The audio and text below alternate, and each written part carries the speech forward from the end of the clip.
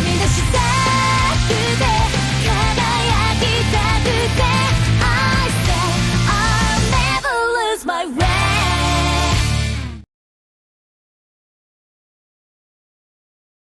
Halo semuanya, selamat datang kembali di channel Tidak Pernah Lulus. Di video kali ini gue akan bahas rumor dari Ultraman Omega, Ultraman baru yang akan tayang tahun ini. Rumornya adalah tentang siapa main director series ini. Sebelumnya udah banyak yang berharap direkturnya Taguchi, terus banyak juga yang berharap main director baru. Tapi ternyata bukan Taguchi ataupun yang baru, melainkan Masayoshi Takesue. Dan orang yang memberikan kabar ini adalah yang pernah merumorkan series Ultraman 2023 main direkturnya adalah Taguchi. Nah, jangan-jangan ini bener lagi nih. Emang beneran Masayoshi Takesue yang jadi main direkturnya Ultraman Omega. Nah, mari kita bahas kira-kira bakal seperti apa series Ultraman Omega kalau main direkturnya beneran Takesue. Karakteristik dari series yang dibuat sama Takesue adalah kental dengan drama. Ada Ultraman RB sama Ultraman Decker. Dan episode-episode yang dia buat itu juga kental banget sama drama. Jadi ya kemungkinan besar series Ultraman Omega juga akan kental lagi dengan drama. Kekurangan dari Takesue adalah sinematografinya, yang menurut gua banyak yang biasa-biasa aja. Ada yang bagus, cuma ya banyak yang biasa-biasa aja. Ya ini nggak bisa dibilang juga kalau dia pengen yang biasa-biasa aja, atau yang sesuai dengan mood dia saat itu. Bisa jadi karena pembagian budgetnya. Semua series Ultraman juga gitu kan, nggak semua episodenya tuh bagus-bagus berantemnya. Ya kebetulan aja si Takesue ini dapat yang budgetnya sedikit, itu kan bisa jadi ya. Tapi perlu diakui yang bagus-bagus pun sebenarnya nggak terlalu bagus. Malah gue lebih suka dengan arc ini ya. Episode arc yang dipimpin sama Takanori itu bagus-bagus. Sinematografinya nggak males. Nah ada satu kekurangan yang sangat fatal dari dua series yang udah dipimpin sama Takesue, yaitu tentang villainnya. Ultraman RB itu sayang banget loh villainnya mati di tengah-tengah. Diganti dengan Saki, ya bagus sih Sakinya. Cuma akhir dari si Aizen atau Alien Cereza itu benar-benar kayak dimatikan gitu aja. Nggak ada dampak yang berkelanjutan lagi. Padahal yang membuat series Ultraman RB itu awalnya menarik, ya karena si Aizennya. Terus di Ultraman RB ini fatal banget ya. Agams itu sebenarnya villain yang udah bagus treatmentnya. Dia punya background yang cukup kuat kenapa jadi villain. Interaksi dia dengan Kanata itu salah satu yang terbaik. Cuma lagi-lagi matinya gitu doang. Kematian Agams itu konyol sih. Agams itu dibuat mengorbankan diri dan ya udah mati. Tanpa dia mengorbankan diri pun sebenarnya nggak ada masalah. Cobalah kalian perhatikan itu sebenarnya si Mother Spear nggak bisa membunuh Decker loh. Tapi Agams matinya malah sama Mother Spear, dimana dia pengen menyelamatkan Kanata. Padahal nggak perlu diselamatkan juga nggak mati. Dan udah gitu nggak ada dampak apa-apanya lagi. Makanya menurut gua yang paling beresiko, ya itu villainnya bakal dibuat mati konyol. Padahal villain itu salah satu unsur terpenting di satu series. Tapi ya semoga aja lah ya, di Ultraman Omega ini dia berubah. Memperbaiki kesalahannya membuat villain yang benar-benar dibikin mati konyol. Terus mungkin ada pertanyaan ya, emang pemilihan director itu sepenting itu ya? Kenapa orang-orang sering berharap harus inilah, harus itulah main directornya? Bukannya bebas saja. Ya, main director itu perannya sangat-sangat penting. Ada dua tuh yang penting, sutradara utama dan penulis utama. Tapi yang paling penting itu adalah main directornya, sutradara utama. Kenapa? Karena untuk Ultra Series, ini gue bahasnya Ultra Series saja ya. Gue nggak bilang dari franchise lain, film-film lain. Tapi di series Ultraman itu, iya semua ide dari main director. Dia pengen buat series yang seperti apa? Ide-idenya dari main director. Nah, penulis akan merangkum dan mengembangkan ceritanya. Lalu setelah itu director akan mengaplikasikannya. Tentunya ini udah ada kesepakatan dengan Suburaya ya. Nggak bisa asal sembarangan aja. Terutama dari segi promosi mainan. Kayak Trigger yang promosi mainannya mengganggu. Itu ya karena Bandai pengen kayak gitu. Cerita Trigger yang sangat buru-buru itu bukan karena Sakamoto pengen kayak gitu. Awalnya series Ultraman Trigger itu 3 Ultraman melawan Giant of Darkness. Tapi sama Suburaya harus diganti. Ya mau nggak mau Sakamoto dan penulisnya harus terima dong. Kan mereka kerja sama Suburaya. Nah setelah sepakat baru tuh main director sama penulis menyusun bagaimana seriesnya nanti. Dan director lain itu bakal mengikuti ya. Karena kan satu series itu nggak dipegang sama satu orang aja.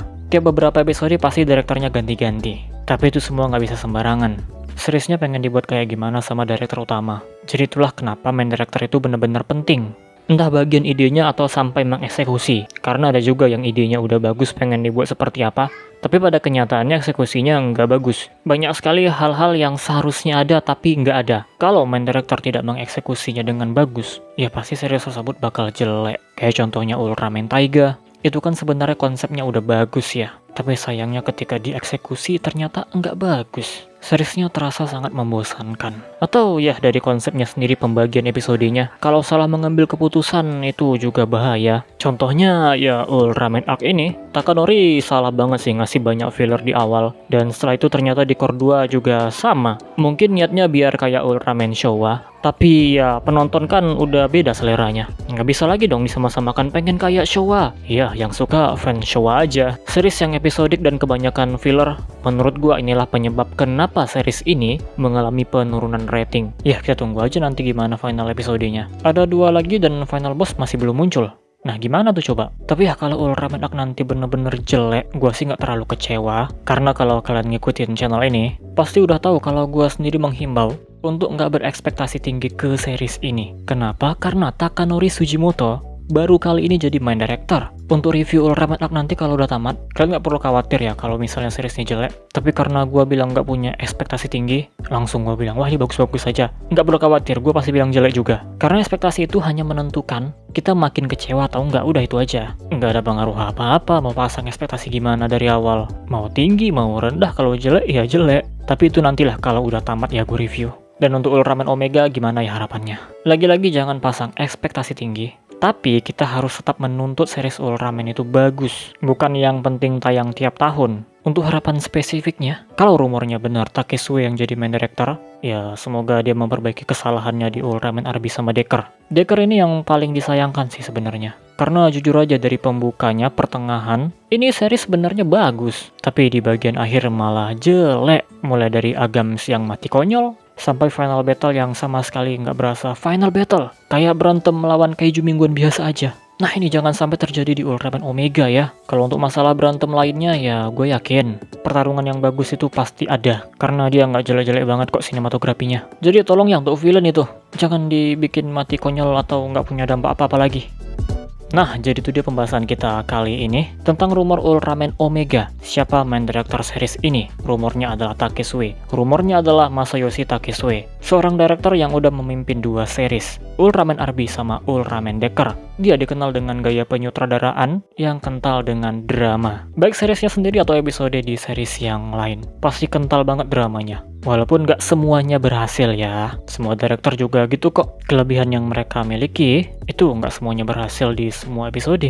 Pasti ada aja yang gagal atau kurang. Tapi yang jelas untuk Masayoshi Takesue, dia punya keunggulan di bagian drama. Untuk ciri khas lain mungkin, apa ya? Oh iya, ada yang nyadar tuh, Takesue itu udah membuat 2 karakter cewek jadi Ultraman atau Ultrawoman. Di movie-nya Arby ada Ultrawoman Jirigyo, di movie-nya Decker ada Ultraman Dinas. Nah, apakah di Ultraman Omega juga bakal ada cewek nanti yang bakal jadi Ultraman atau Ultrawoman? Mungkin nggak di series tapi di movie. Ini bisa jadi karena udah 2 kali kejadian. Yaudah, segini aja pembahasan kita kali ini. Kalian punya harapan tersendiri atau enggak? Ya silahkan aja komentar di bawah lah ya. Itu bebas sih kalian pengennya kayak gimana ya. Kayak misalnya pengen Zero comeback karena ini kan anniversary-nya Zero. Atau Ultraman Z yang comeback karena Z dapat hadiah khusus tuh. Dia dapat mantel, sayang banget nggak muncul di series. Ya bebas itu keinginan kalian, silahkan aja komentar di bawah. Tapi yang namanya harapan itu harapan kalian ya. Jangan sampai kalau nggak ada langsung kalian katain jelek nanti. Nggak gitu caranya. Kalian katain jelek atau kecewa, itu kalau Suburayanya yang ngasih harapan. Kayak di Ultraman Arc udah ngasih harapan tentang Blazer ya. Udah bagus banget itu konsepnya. Tapi ternyata Blazernya muncul gitu doang. Sangat-sangat tidak memuaskan. Ya itu kita berhak kecewa. Yaudah kita close aja videonya seperti biasa. Terima kasih telah menonton and see you next time.